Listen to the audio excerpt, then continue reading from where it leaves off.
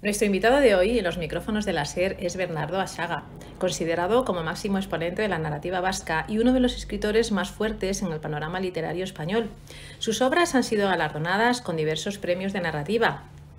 O Babacoak, El hombre solo, Esos cielos, El hijo del acordeonista, Días de nevada, Casas y tumbas son algunas de sus obras. En los últimos años ha ganado el Premio Internacional Liberpress de Literatura, el Premio Nacional de las Letras Españolas y el Premio Liber por toda su obra. Bernardo, bienvenido al programa de Rosa Pasapágina. Muy bien, encantado de estar aquí. Pues un placer. Igualmente.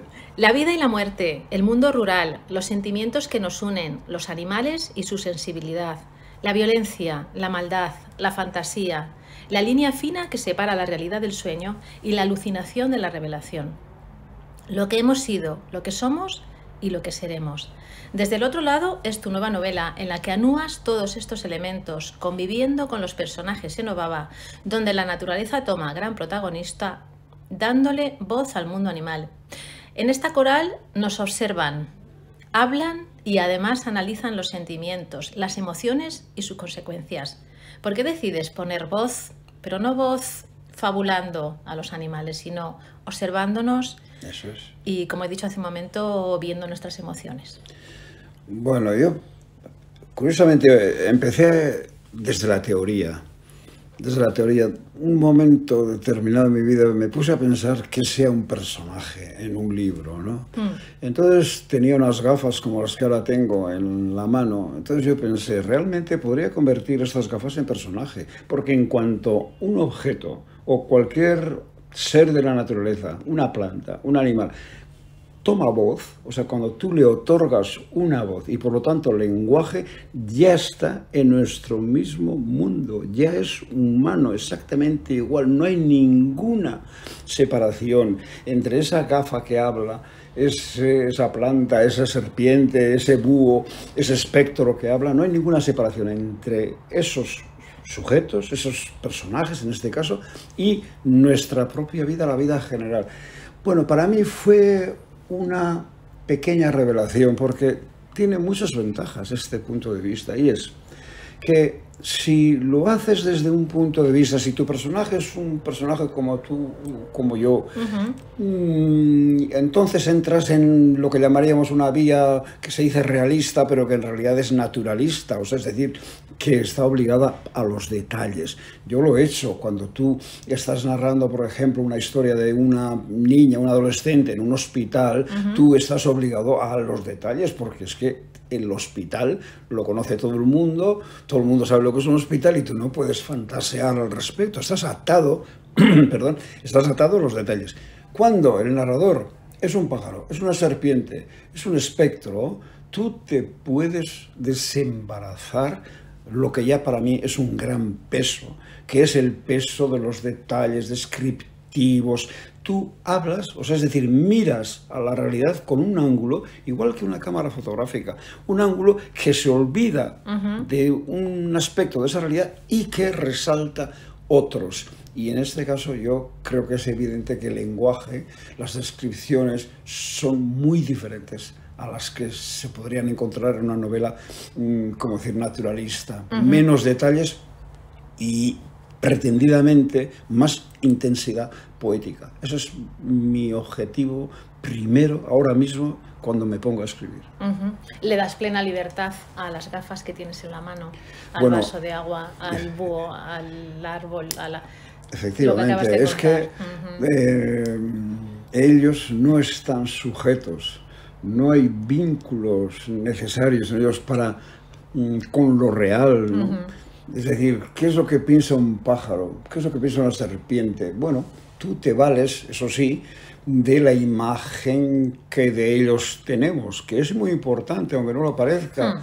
Es decir, que yo, por ejemplo, siento una atracción física por los animales. Yo podría estar contemplando, a veces lo hago desde la cocina de casa, podría estar contemplando los movimientos de los pájaros, incluso de los murciélagos, durante horas, porque hay para mí alguna atracción, pero digo física, como otro puede decir de una persona o de lo que fuera, ¿no? Bueno, por una parte es esa atracción física y por otra parte es que nadie sabe cómo piensa un pájaro, una serpiente. Tú te vales de, bueno, en cierta tradición, ya sabes que la serpiente es el mal, Sí, sabes que el se pájaro es el asocia. bien, sabes que el búho es la sabiduría, Sí. sabes que los espectros están del lado de la muerte.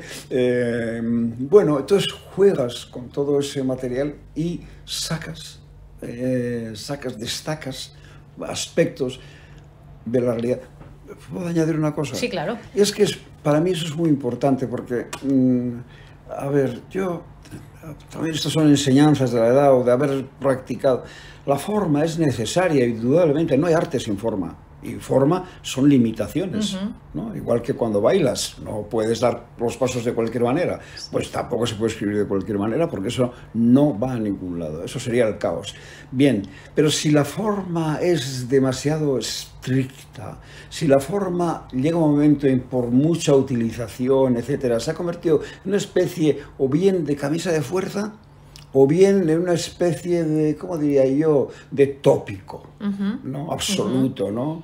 Es decir, que si yo me pongo a leer, por ejemplo, una novela negra francesa, por ejemplo, ¿no? Y entonces ya en la primera página ya aparece el detective que, bueno, que es majo, pero que no es tan majo, pero que tiene una pena de amor, pero no la tiene, pero fuma, pero no fuma.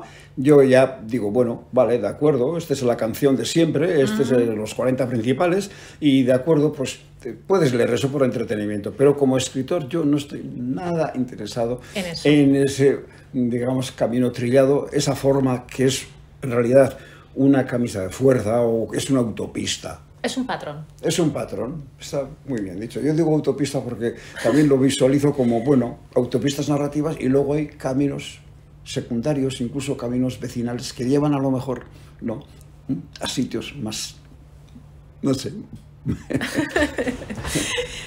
La verdad es que es un gustazo escucharte, o sea bueno, que... No sé, yo... Sí. En fin. Vamos con el libro, que seguimos en él. Sí. 4 historias que, bueno, que parten en apariencia en un ambiente normal, bueno, lo que estábamos hablando hace un momento, ¿no?, de ese patrón. Pero en realidad, desde el momento en el que empiezas a leer la primera línea, ya hay cierta incertidumbre, cierta inquietud. Ya lo hay. ¿Esa inquietud no es la propia muerte?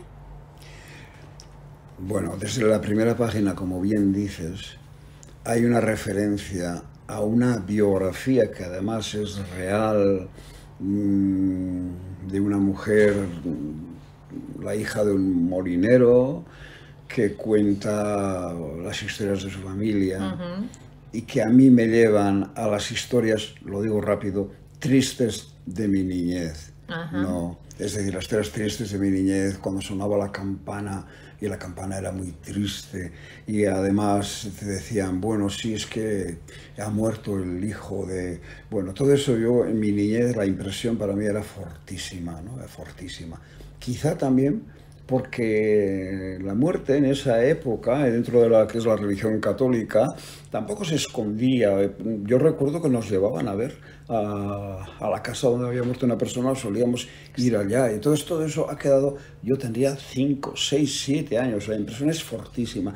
De modo que en ese comienzo yo, por decir así, pongo, como hacen, no sé, pongo una marca. Digo, bueno, esta es la marca de la clave, no, pero la marca del libro. Siempre iremos por el camino que en principio es sombrío, el camino de la muerte, pero claro, yo como escritor digo, bueno, os garantizo que no cederé ante lo sombrío, es decir, que trataré de resistirme y digo, vais a leer una cosa sobre la muerte que es un poco tremenda, pero os vais a reír. Eso es un poco... ¿Por qué? Pues porque precisamente al liberar el lenguaje de los detalles y de cosas así que me parecen superfluas, precisamente es decir, por ejemplo, en la cuarta pieza, es decir, el búho, que además es como una voz, es como un sabio absoluto, que lo oye todo, que lo sabe todo, de repente las digresiones filológicas que hace el búho, que parece que está mucho más preocupado por la filología que por los crímenes, bueno, pues eso... digamos, cortacircuita lo sombrío, ¿no? Entonces, lo he hecho mucho yo esto, ¿eh? Lo que pasa es que lo he hecho mucho, pero en lecturas, o sea, no está por escrito, pero en lecturas ante el público, que hago lecturas cerradas, o sea, es decir, no un poema y ahora voy a leer otro poema, no, hago lecturas cerradas y he hecho mucho este tipo de, que yo llamo el constante cambio de tono, ¿no? Esto es. Bueno, y aquí ya por fin, digamos, recupero una idea de hace 40 años y lo he hecho y lo he, digamos, y me quedo muy tranquilo. Hablaremos de, has nombrado el último de los relatos, el del búho, en el que hablas de la felicidad dentro de la muerte. Claro.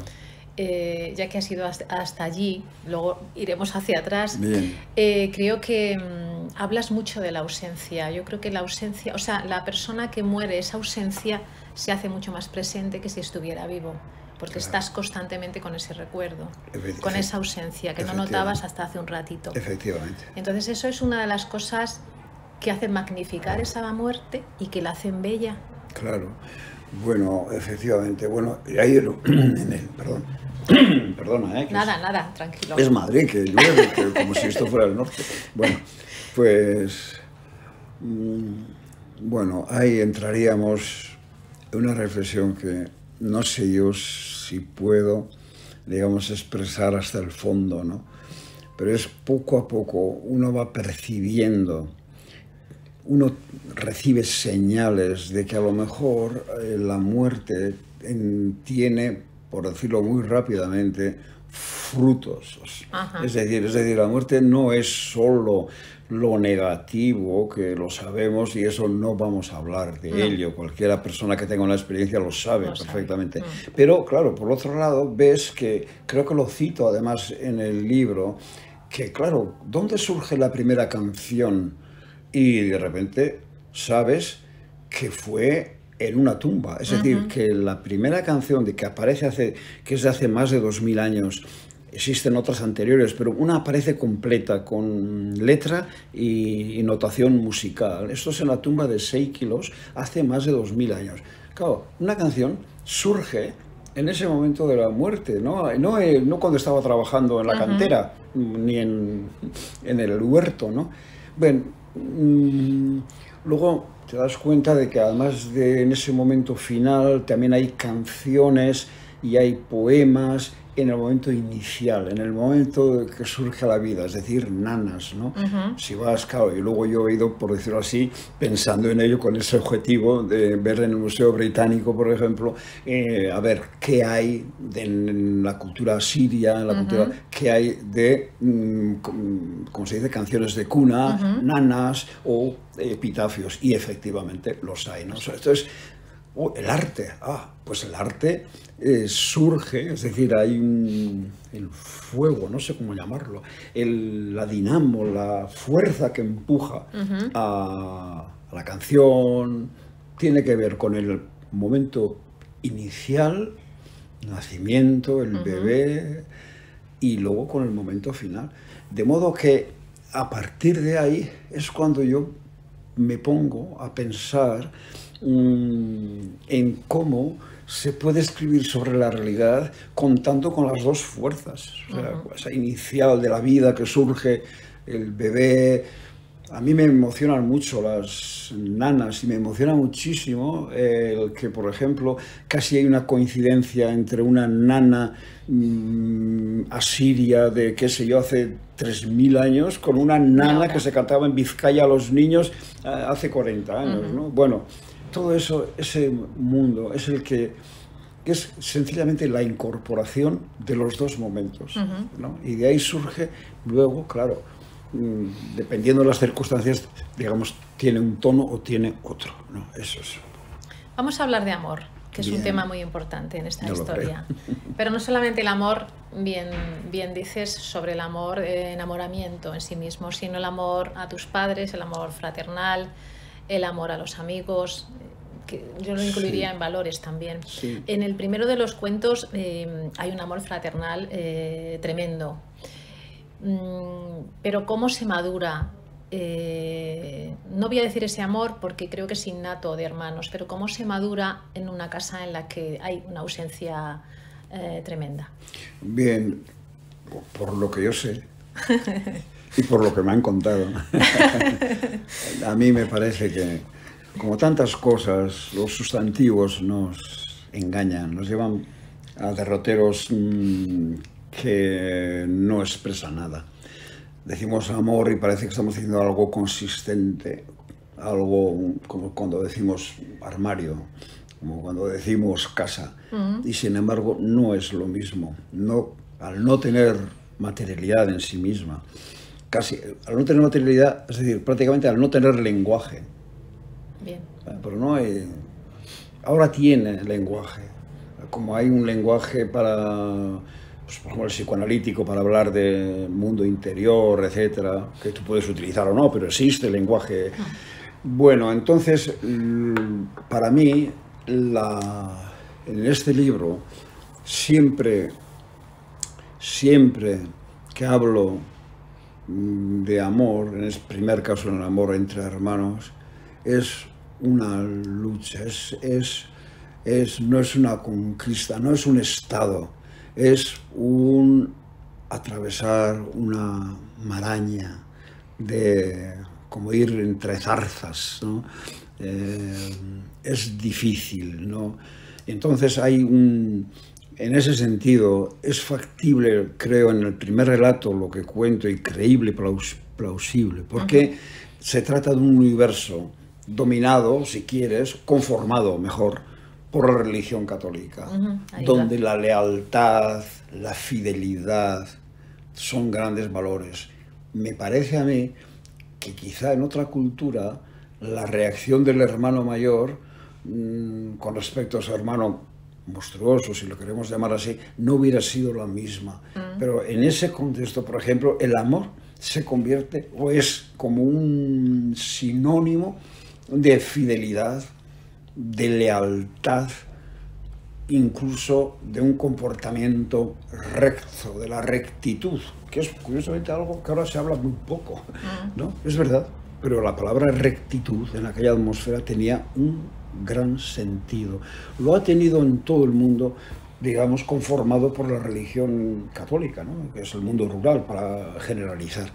Pero voy a eso, como tantas cosas, es el engaño del sustantivo, ¿no? Se parece que dices algo, dices la libertad, y tú dices, señálemelo usted, ¿dónde está? ¿Qué dice usted de libertad? En todo caso es una acción, va con los verbos.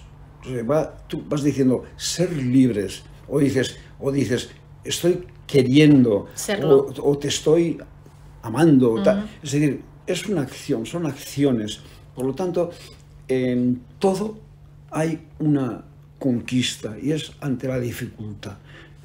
En un caso, a lo mejor no hay salida. En otros casos hay salida. No lo sé. Sin irnos de hablar sobre el amor, ¿se ama con temor a las sombras, a esas sombras de la lujuria, del rencor, bueno, hablas de la inocencia de los niños, que son una víctima más, pero es un amor, ¿cómo diría? No diría sano, diría fácil, en este caso más difícil, porque ¿cómo superas todas esas sombras? Bueno, yo creo que todo el mundo a una cierta edad sabe que nosotros interiormente hay una nebulosa que, insisto, no tiene en principio lenguaje, o sea, es muy difícil hablar de ello, y por lo tanto todo lo que hagamos, todas las acciones, todos los afectos, digamos, cuentan, deben contar también con ese sótano, llamo yo, no tiene que ser con ese sótano. Por eso insisto que no es un estado, que es sencillamente una serie de acciones.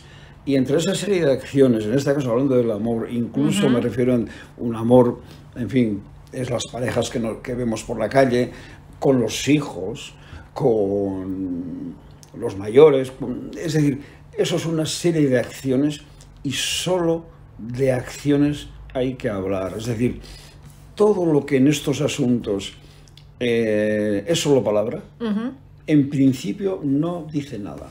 Puede ser perfectamente retórica. Siempre ha sido así, por cierto. Es decir, que el lenguaje, las palabras, retóricas o no, casi siempre están más para esconder que para mostrar. Para mostrar. Siempre digo, Caín quería ser bueno, así que hablaba como bueno, ¿no? Y el que no ama el que no quiere, el que no es leal, el que no, pues, digamos, bueno, yo tengo recuerdos, ¿no? De gente que pienso, ¿no? Que cuando veo a alguien, puedo decir esto, que es muy... Bueno, puedes decir lo que quieras. Sí, no, yo a veces, pues leyendo entrevistas y veo cuando están hablando de su mujer, por ejemplo, un artista, o una de su marido, etcétera, y está hablando muy bien, digo, bueno, no sé, es fácil. Algo pasa. ¿Por qué? Algo pasa ahí. Excusatio non petita, ¿no?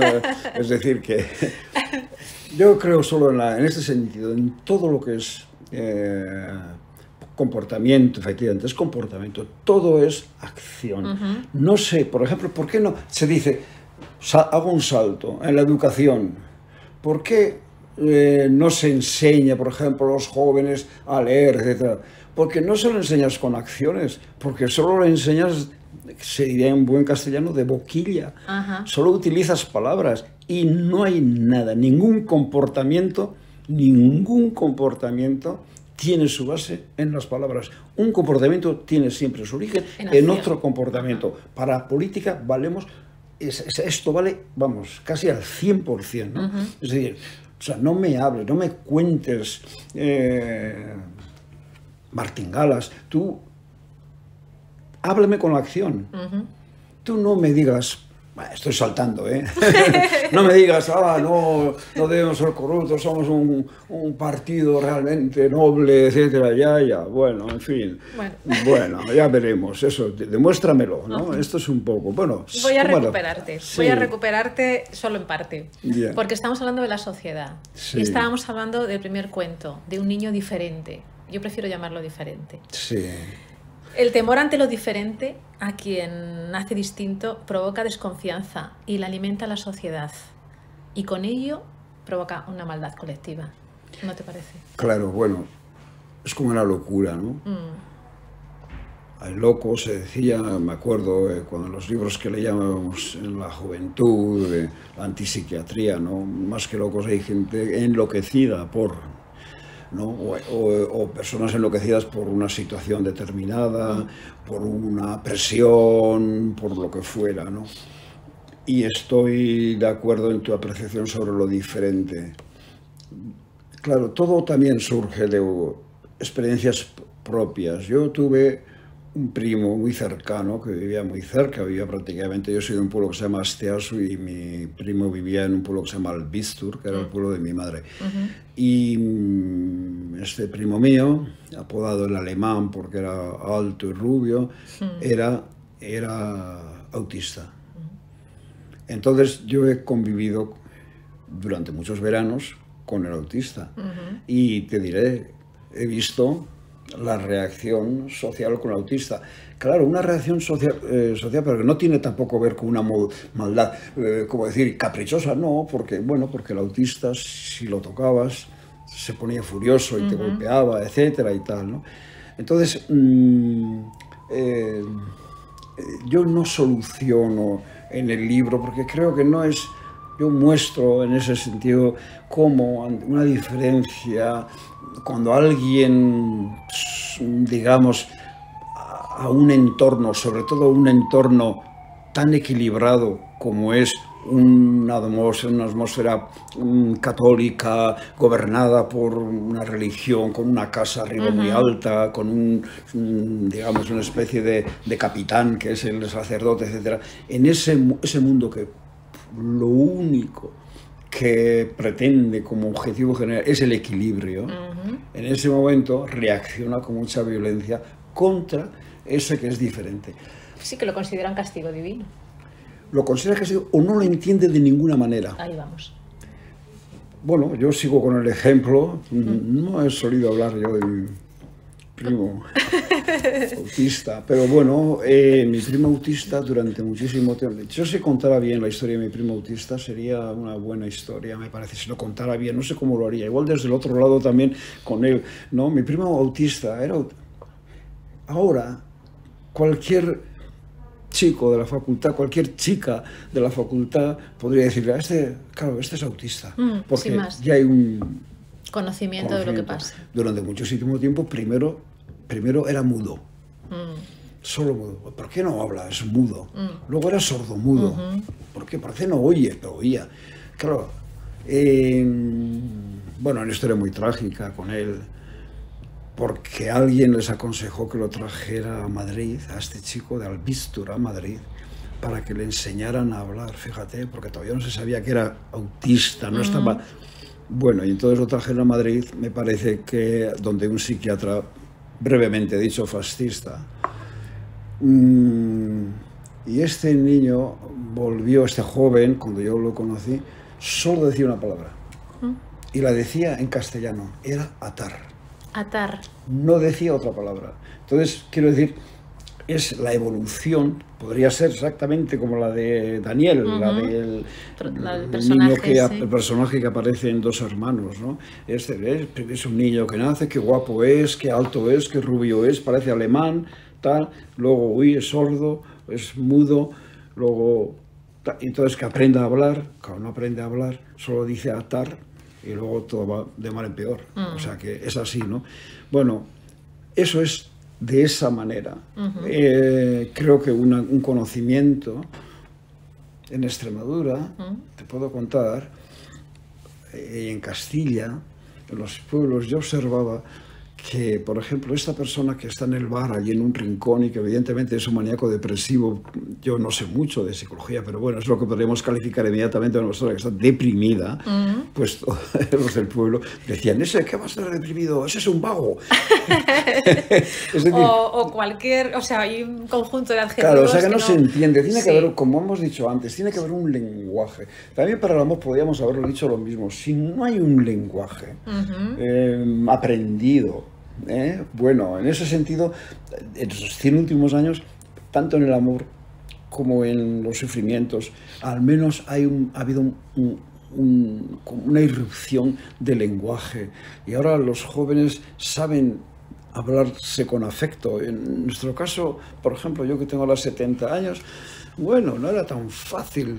Te habías obligado a mandar poemas, no sabes, de amor. Anónimos. Que encontrabas en los libros de... Uy, esta frase me gusta, la voy a mandar, ¿no? Eso es. Pero es porque estabas buscando un lenguaje. Sí. Y para también la diferencia, para todo hay que encontrar un lenguaje. Luego, eso tiene que devenir en acción. Eso para mí está clarísimo. O sea, que tú no puedes decirle, te entiendo. Bueno, que eso ha sido también una fase en España, cuando los nuevos gobernantes, los nuevos políticos, los nuevos mandarines, que parece que estaban contigo, ibas a, digamos, a pedir que te metieran en la seguridad social, te decían que no, y luego te decían, pero de todas formas te entiendo, te entiendo. Ya. Te entiendo. Vamos a seguir con los sentimientos y con la sociedad. Bien. Tu segunda historia. Los mismos sentimientos mueven la moralidad y la empatía de una sociedad, que lo que hace es que trata de ayudar a un niño enfermo, en contraposición con Daniel, que lo consideraban un monstruo. Exacto. ¿No? Yo creo que somos un poco como la vida y la muerte, dos antagonistas. Somos solidarios y al mismo tiempo crueles, capaz de reírnos y de burlarnos, ¿no?, de la desgracia ajena. Podría ser un mismo caso, pero yo creo que influye en el primer caso el temor a cómo se va a comportar Daniel, y en el segundo sabemos que es un niño que tiene una muerte muy joven. No desvelo nada porque está ahí. Eso sí. Entonces nuestro comportamiento es de tristeza y de pena. Eso es. Y es la misma sociedad. Eso es. Ha sido para mí, en este caso, el segundo. Llevaba mucho tiempo queriendo escribir a partir de lo que yo viví con la muerte de Andoni. Y no encontraba la forma, porque me metían, como antes he dicho, en derroteros realistas, excesivamente realistas, naturalistas, y todo eran detalles, y me parecía que eso no era lo esencial, ¿no? Entonces, bueno, y hasta que pensé que podía ser contado a través de un viaje, digamos, psicodélico, ¿no? Y que también me daba mucha libertad.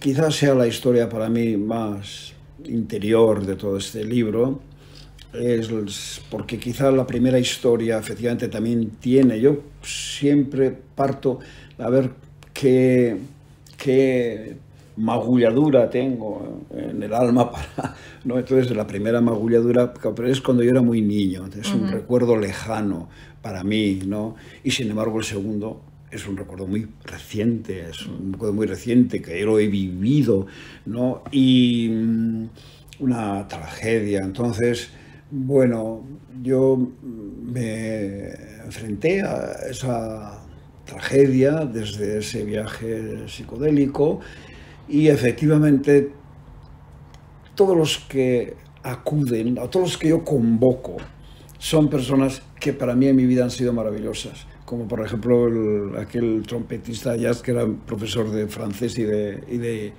inglés, ¿no? Que es el que acompaña a Andoni. Entonces, es decir, es justamente como bien dices, en este caso, la comunidad que rodea a Andoni es una comunidad amorosa, es una comunidad que tiene muy buen humor, es una comunidad, bueno, que acompaña, no puede resucitarlo, pero lo acompaña. Y bueno, sí, es curioso, no había dicho eso, nunca se me había planteado de que he convocado, como cuando uno, digamos, te regalan, por ejemplo, pinturas o grabados y tal.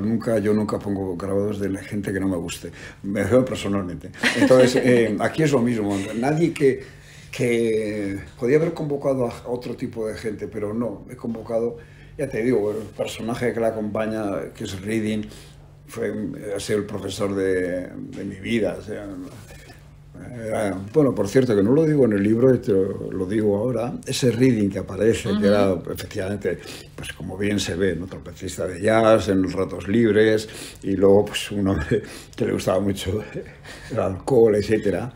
Él tenía una frase maravillosa que decía: gracias a mi afición a la bebida me pusieron de guía de Ernest Hemingway. Entonces claro. dice, entonces, cuando venía a Pamplona y se quedaba en Lecumberri en un hotel, dice, yo era, claro, el que sí. Tal.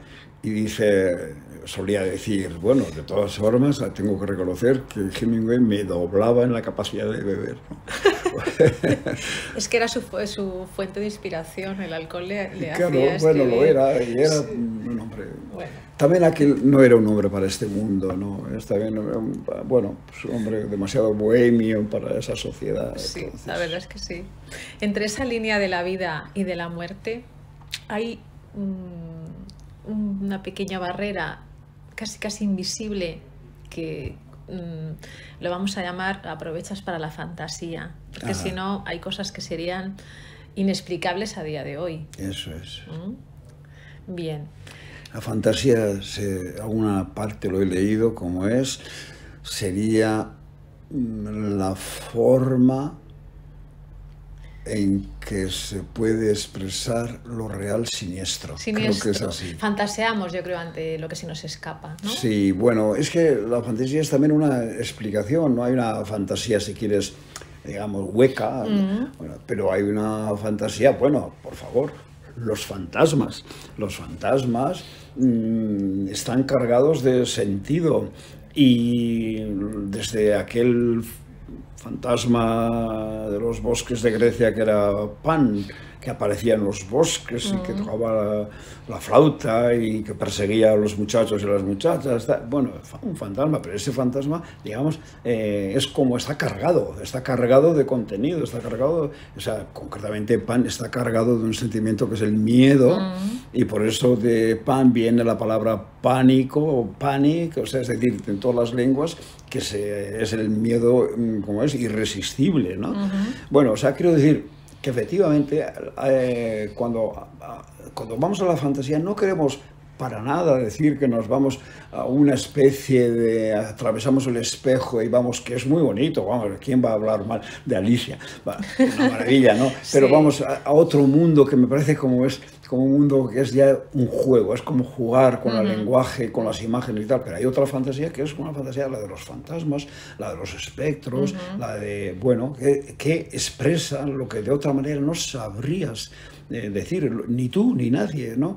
Porque claro, luego ahora, como decíamos antes, hay ese otro lenguaje que es el lenguaje psicológico, psiquiátrico, como pero ese lenguaje no llega tampoco más lejos que el fantasma, ¿eh? Yo no lo creo. No, bueno, si cuando llegue usted a un lugar, pregunte por los fantasmas y sabrá mucho del ánima, en fin. Podríamos decir podríamos, no sé, se me ocurre que podríamos decir que la ausencia de quien se ha muerto lo podemos vestir de fantasma.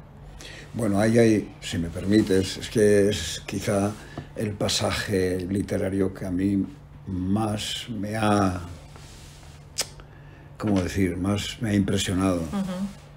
Quizá porque también lo leí en la Biblioteca Municipal de Andoain, donde vivía, y era la Ilíada. Estaba empeñado en leer la Ilíada. Me iba aburriendo hasta que llegué a la muerte de Patroclo. Entonces, la muerte de Patroclo, que es, por cierto, el capítulo donde por primera vez en la historia aparece la palabra fantasma, cuando Aquiles va donde Patroclo, lo ve, dice, como un fantasma, y entonces dice como si fuera con su misma figura, pero cuando intenta darle la mano, en realidad atraviesa, es decir, no tiene materia orgánica, ¿no? Entonces,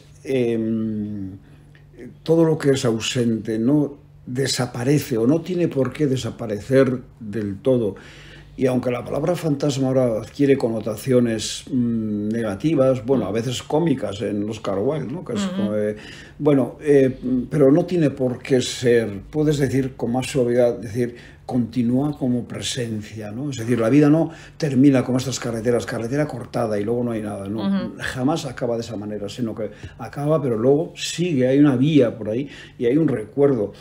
Y yo creo que todo el mundo participa de esta experiencia. Si puedo decir una cosa que me llama la atención y así critico a Roland Barthes, que es que para mí ha sido una presencia también, ¿no? Es que me asombra muchísimo. Pues yo, de Roland Barthes, bueno, en la juventud lo leíamos, luego he ido, digamos, leyéndole, digamos, más que nada sus cosas no importantes, ¿no? Las 3 formas de entrar en Bayona, o sea, textos supuestamente menores, pero que me parecen deliciosos. Bueno, entonces, cuando leí tras la muerte de su madre lo que escribe, no han pasado ni 3 meses y él dice, se me ha olvidado la voz de mi madre. Entonces pienso, qué extraño. O sea, qué extraño, qué mente tan diferente. Porque sencillamente, o sea, yo, ¿cómo decir? No es que me acuerde de la voz de mi madre, me acuerdo de mi padre, me acuerdo de la voz de mis amigos, me acuerdo de la voz de vamos, un montón de gente, los oigo perfectamente. O sea, esa presencia no ha desaparecido. No me parece, yo pensaba que era general, que todo el mundo, digamos, seguía recordando la voz. Por lo que dice Roland Barthes, no parece que sea así, ¿no? Sin embargo, bueno, supongo que su presencia sigue de otra manera, ¿no? Por palabras, por cartas, por lo que sea, pero bueno, es que en principio, claro, es que en la vida me parece a mí que, es decir, esto no son problemas de matemáticas, esto es ecuaciones de primer grado, segundo grado, tercer grado, vas despejando incógnitas, sí, hasta cierto punto es así, pero luego hay que reconocerlo, es que no hay soluciones. Hay un momento, por ejemplo, la ausencia, eso no tiene, es decir, la ausencia está ahí, y tú, ante esa ausencia, digamos, continúas, ¿no? O sea, por las formas fantasmagóricas, sea por las formas, me da igual, del puro recuerdo, lo que fuera, ¿no? A veces con cosas completamente triviales, ¿eh? O sea, es decir, a veces la presencia se mantiene. Mi padre colocó, cuando yo era muy mayor, colocó en una puerta un artilugio que solucionó un problema de ruidos de la puerta, etcétera y tal. Bueno, yo ahora cada vez que abro la puerta me acuerdo de mi padre, ¿no? Esto es una cosa... Bueno, quiero decirte que, bueno, la memoria se basa en, bueno, hace, digamos, pues pequeña, no sé cómo decir, pequeña casa, con los elementos que encuentra, ¿no? Pues son recuerdos que en el momento en el que se producen no lo son, en el momento que hay ausencia los rescatas. Efectivamente, bueno, hay claro, pero, bueno, incluso Oteiza, el escultor, vasco. Supongo que la gente alguna vez ha ido a Aránzazu y ha visto sus apóstoles, y si no, que vaya, porque es impresionante. Entre otras cosas porque es el único lugar del mundo en que en vez de haber 12 apóstoles hay 14. ¿No? Porque usted dice que fueran 14. Bueno, pues él hablaba de la presencia, de la ausencia, ¿no? Y es decir, que esa de una ausencia, vamos a decirlo así, no hueca, me parece que es un fenómeno bastante común, y a veces esa, digamos, la ausencia, si lo imaginamos como un cibate, más como una vasija, bueno, esa vasija puede estar. Ahora tengo una imagen en la cabeza que empleé, que no llegué a emplear, pero que viene bien ahora al caso. Digo, a veces las botellas ya no tienen vino, llevan mucho tiempo, todo el vino, pero muchas veces queda el perfume, ¿no? Es decir, queda el aroma. Un aroma lejano, ¿no? A veces, ¿no? Coges en un lugar un bote de algo y dices, vaya, esto tuvo tabaco, por ejemplo, el tabaco. Una vez compré un libro de Chesterton, que estaba firmado por ahí, luego lo regalé en mala hora a una biblioteca de una persona que no me gusta mucho, pero bueno... Bueno, ponemos un paréntesis. En paréntesis, pero bueno, y cuando cogí el libro de Chesterton, que se firmó por él, olía a tabaco, bueno, de una forma... O sea que siempre hay el rastro, la vasija, la ausencia, ¿no? Siempre tiene algo dentro, ¿no? Puede llegar luego, qué sé yo, pasará tiempo y sigue ahí. Y sigue ahí. Pues un placer desde este lado escucharte. Bueno, me alegro. Esta historia desde el otro lado. Muy bien, sí. Un gustazo increíble, o sea, sí. Me alegro mucho porque, bueno, para mí también escribir este libro, en contra de otros, ha sido como, no sé, muy tranquilamente lo he escrito, con un cierto, como caminar cuesta abajo, sinceramente. Así que a lo mejor pues voy a ver si... Eso, ¿no?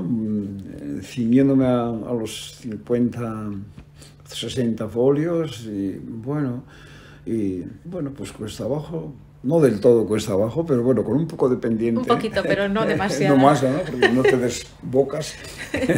Bueno, pues muy bien, pues muchas gracias. No, igualmente.